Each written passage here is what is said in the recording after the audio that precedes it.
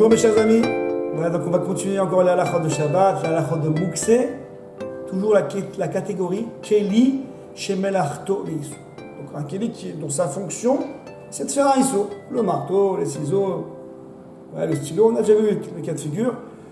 Aujourd'hui on va voir la définition un peu plus en profondeur.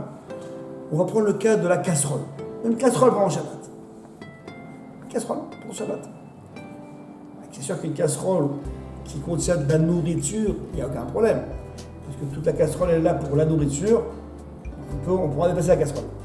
Mais une casserole qui est vide, on ouvre le tiroir, on va dépasser une casserole pour prendre quelque chose qui est derrière. Une casserole vide.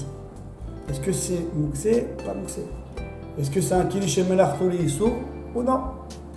Donc a priori, non. Il y a un premier avis, une première chita, un premier avis qui dirait que oui, c'est mouxé. Puisque, à quoi sert la casserole? À cuire. Cuire pendant Shabbat, c'est assourd. Donc c'est un ustensile qui, sa fonction, c'est de cuire. C'est un keli, shemelachto leissou. Donc c'est un keli. Alors bien sûr, comme on a vu les autres fois, il y aura le éther, il y aura la permission de tzorer goufo, tzorer nekomo. J'ai besoin de la casserole elle-même pour mettre quelque chose dedans, ou j'ai besoin de l'endroit, je pourrais déplacer. Mais pas plus que ça. Parce qu'en soi, c'est un keli shemelachto leissou. D'autres veulent dire que non. Écoutez bien. C'est-à-dire que c'est vrai qu'il y a une casserole, c'est vrai que la majorité de la ishtamshut, de l'utilisation de la casserole, c'est pour cuire. Mais souvent, une fois qu'on l'a cuit, on laisse là-bas le manger pendant un petit temps. Ou alors des fois carrément on met des choses dans la casserole pour supporter le manger. Donc la casserole, c'est vrai qu'en majorité c'est pour cuire. Mais il y a comme une minorité qui est là pour, on dit en hébreu la harsen, pour contenir la nourriture. Ouais. Entre guillemets, pour stocker la nourriture. Ouais, pour contenir la nourriture. Par exemple, pour qu'on comprenne bien, la poêle, la mahavat, la poêle, ça d'après tout le monde. La poêle n'a été faite que pour frire. On ne met pas là-bas, après on ne laisse pas là-bas la nourriture dans la poêle. On ne met pas des choses dans la poêle pour contenir la nourriture. On frit et après on lave. Il n'y a pas de hirsoun. On ne va pas stocker dans la poêle, la mahavat.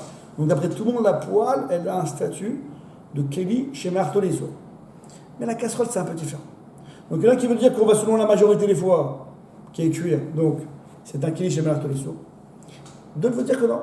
Il veut dire que la casserole, elle a été faite, elle a été créée pour cuire et pour stocker. Elle est, on appelle ça en hébreu, na'asit leissur veleter. Elle est faite pour le issour et pour le éther, pour ce qui est autorisé et ce qui n'est pas autorisé. Peut-être qu'il y a une majorité, ce qui n'est pas autorisé, mais il y a quand même une minorité qui est autorisée. Donc elle n'est pas faite totalement pour un issour. La poêle, on a dit, c'est totalement pour un issour. Ouais, c'est coulo entièrement juste pour frire. Les tagen, on dit en hébreu. La mahavat, c'est les tagen. La poêle, c'est pour faire frire. Frire, ça sort pendant le Shabbat. Donc c'est un keli qui est fait pour un issour. Il n'y a pas à discuter. D'après tout le monde, c'est un keli shemelachto leissou. Mais une casserole qui est faite pour les deux, et pour cuire et pour stocker, et pour un issour et pour un éther. Donc dans ce cas-là, on est dans une maroquette. Certains pensent qu'on va selon la majorité, donc ça sera un sourd. Certains disent que non, on ne va pas selon la majorité, on va selon pourquoi ça a été fait. Ça a été fait pour les deux, même si dans les pourcentages, c'est pas équitable. C'est sûr que c'est 90% pour cuire et pour 10% peut-être pour stocker. Ok, mais c'est fait pour les deux. Si c'est fait pour les deux, ça prend un statut de leissur velé éther, et donc c'est pas mouxé.